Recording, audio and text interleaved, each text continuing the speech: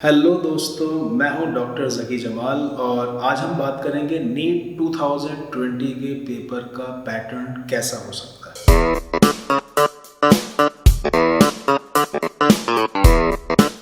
जब से ये अनाउंस हुआ है, एनटीए ने अनाउंस किया है कि अब एम्स और जिपमर अलग से नहीं होंगे। एनटीए ही एम्स और जिपमर को कंडक्ट कराएगा, वो भी नीट के साथ मर्ज करके। तो अब हर बच्चे के जहन में एक ही सवाल आ रहा है कि नीट 2020 का पेपर कैसा होगा, क्या उसका पैटर्न रहेगा। इस साल नीट एनटीए ने जो अपना ब्रोशर दिया है उसमें उन्होंने साफ साफ ये बात लिखी है कि क्वेश्चन सिंगल आंसर करेक्ट वाले आएंगे।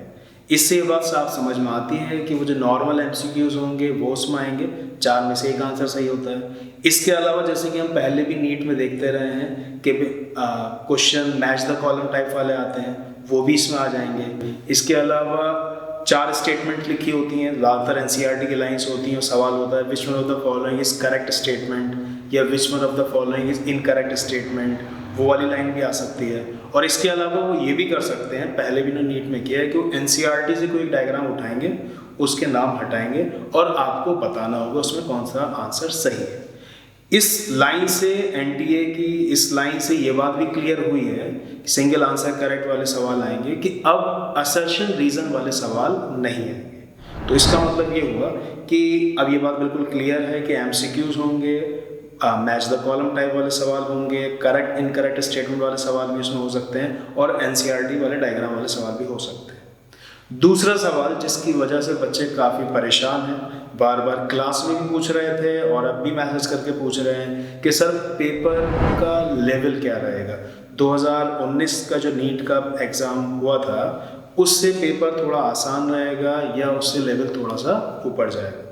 तो इस सवाल का मेरा जवाब ये है कि कोई भी टीचर ये प्रिडिक्ट कर ही नहीं सकता कि 2020 नीट का पेपर का लेवल क्या होगा। मैं एग्जाम्पल आपको देके बताता हूँ। जैसे कि अब जिस सिचुएशन में आप हैं कि 2019 का एग्ज़ाम हो चुका है, 2020 का भी हुआ नहीं। पिछले साल ऐसी सिचुएशन में वो बच्चे भी होंगे कि 2018 वाला एग्ज़ाम हो चुका होगा और 19 का नहीं हुआ था। अब उसमें हुआ क्या था कि जब 2018 वाला एग्ज़ाम हुआ था उससे पहले जो एनटीए ने अपना ब्रोशर दिया था उसमें उन्होंने ये वाली बात लिखी थी कि फ्रॉग अर्थवॉर्म की एनाटॉमी सब सवाल नहीं आएंगे। मतलब वो जो स्ट्रक्चरल ऑर्गेनाइजेशन इन ऑर्गेनिज्म वाला चैप्टर है उसमें वो जो डिटेल्स दे रखी हैं फ्रॉग अर्थवॉर्म की, एनाटॉमी की, वो नहीं आएगा। लेकिन 2018 का जब नीट हुआ उसमें 2 क्वेश्चन आए, एक फ्रॉग से आया, एक अर्थवॉर्म से आया। तो बच्चों को लगा कि ये जो लिखते हैं अपने सिलेबस में वो इतना इंपॉर्टेंट नहीं है, जो भी एनसीईआरटी में दे रखा है वो सब आएगा। लेकिन जब उन्होंने अपनी आंसर की निकाली एनटीए नीट ने, तो उसमें उन्होंने उन दोनों क्वेश्चन को कैंसिल कर दिया।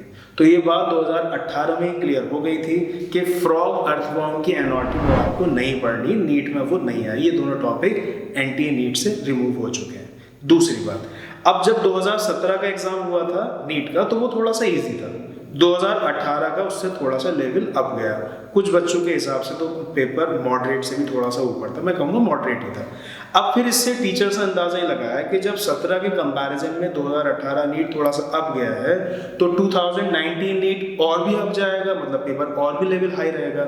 लेकिन आप सब जानते हैं 2019 का जो एग्जाम था वो तो बहुत आसान बना, जिसकी वजह से कट ऑफ बहुत हाई गई, मेरिट बहुत ऊंचा गई।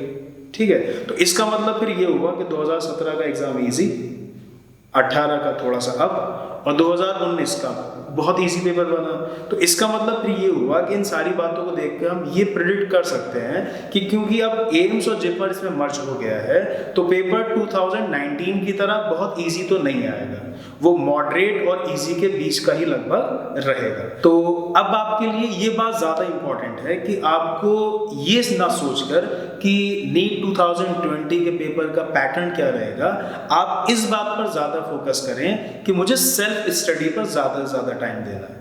अब क्योंकि कोचिंग सब ऑफ हो चुकी हैं तो बच्चा घर पर ही है पूरे टाइम से, लॉकडाउन भी चल रहा है, तो जो टॉपिक बच्चे को समझ में नहीं आ रहे हैं, जैसे कि मेरी बच्चों से बात हुई वो बता रहे हैं कि वो एक ही टॉपिक को यूट्यूब पर अलग अलग टीचर्स की वीडियो से समझने की कोशिश कर रहे हैं और उसका रिजल्ट ये निकल के आता है कि उनसे टॉपिक हो ही नहीं पाता है। तो मेरा यहाँ पर सजेशन ये रहेगा कि अगर कोई टॉपिक आपका फंस रहा है तो पहले तो आप उसे किताब से समझने की कोशिश करें, किसी एक टीचर की वीडियो आप देख लीजिए उस टॉपिक को थोड़ा सा आपको आइडिया बनाने के लिए, लेकिन अल्टीमेटली आपको समझना वो किताब से ही है।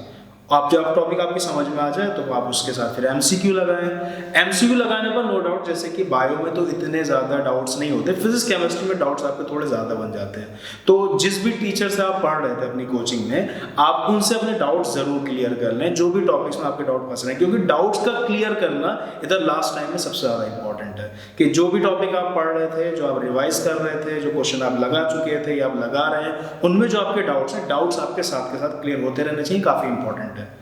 पहली वीडियो में भी मैं आपसे कहा था, क्लास में भी कहता हूँ कि डिस्ट्रैक्शन से बचें, कोई भी सोशल मीडिया पर फालतू टाइम ना वेस्ट ना करें। एक बात बहुत इंपॉर्टेंट है, इधर जब ये लास्ट फेज चल रहा होता है, एग्जाम में 1-2 महीने रह जाते हैं, तो बच्चे के साथ एक नई प्रॉब्लम ये शुरू हो जाती है कि वो ये सोचकर ज़्यादा परेशान होने लगता है कि मेरा नहीं हुआ तो क्या होगा, और वही सोचकर इतना ज़्यादा परेशान होने लगता है कि कई बार तो बच्चे को बहुत ज़्यादा एंग्जाइटी होने लगती है।